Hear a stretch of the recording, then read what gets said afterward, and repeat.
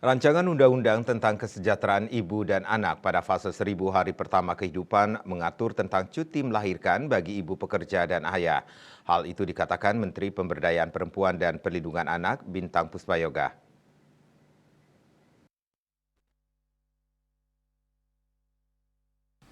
Bintang Puspayoga dalam raker gabungan pengambilan keputusan RUU KIA di Kompleks DPR Jakarta dikutip dari kantor Berita Antara mengungkapkan rumusan cuti bagi ibu pekerja yang melakukan persalinan adalah paling singkat 3 bulan pertama dan paling lama 3 bulan berikutnya jika terdapat kondisi khusus yang dibutuhkan dengan surat keterangan dokter.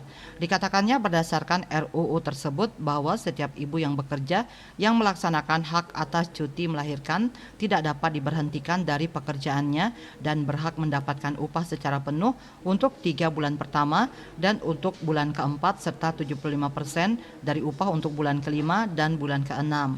Sementara untuk cuti bagi suami yang mendampingi istrinya melakukan persalinan adalah 2 hari dan dapat diberikan paling lama 3 hari berikutnya atau sesuai dengan kesepakatan. RUU ini telah berubah dari awalnya bernama RUU tentang Kesejahteraan Ibu dan Anak menjadi RUU tentang Kesejahteraan Ibu dan Anak pada fase 1000 hari pertama kehidupan. RUU KIA juga tidak mendefinisikan anak. Lebih lanjut, Bintang Puspayoga mengatakan yang didefinisikan dalam RUU ini adalah anak pada fase 1000 hari pertama kehidupan, yaitu seseorang yang kehidupannya dimulai sejak terbentuknya janin dalam kandungan sampai dengan anak berusia 2 tahun.